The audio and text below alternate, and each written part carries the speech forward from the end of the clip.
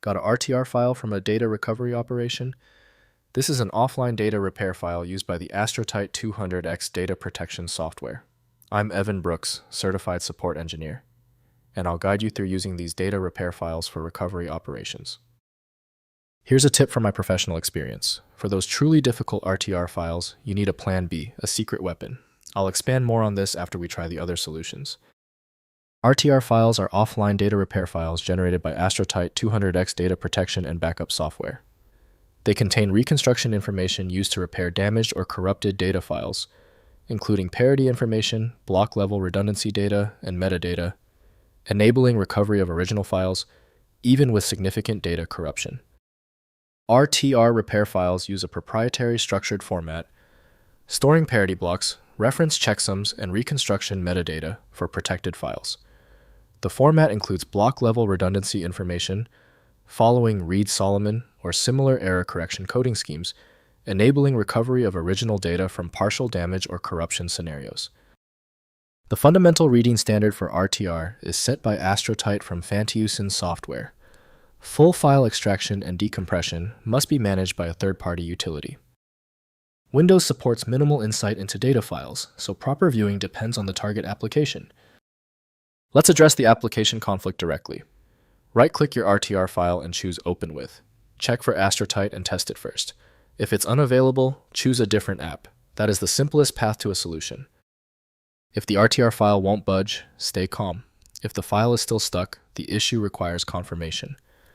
We need to test the following critical points right now to see the exact origin of the problem. First, loading in Astrotite software. Install Astrotite 200X and use its repair function to load the RTR file alongside the damaged data files. The software analyzes the repair data and reconstructs the original files using the parity information. Follow the application's recovery workflow specifying source files' target locations and verification steps. Next, verifying recovery results. After Astrotite completes recovery, verify the integrity of recovered files by comparing checksums against any available original references. Open recovered files in their native applications to confirm they function correctly. Document any files that could not be fully recovered for additional recovery attempts using alternative tools.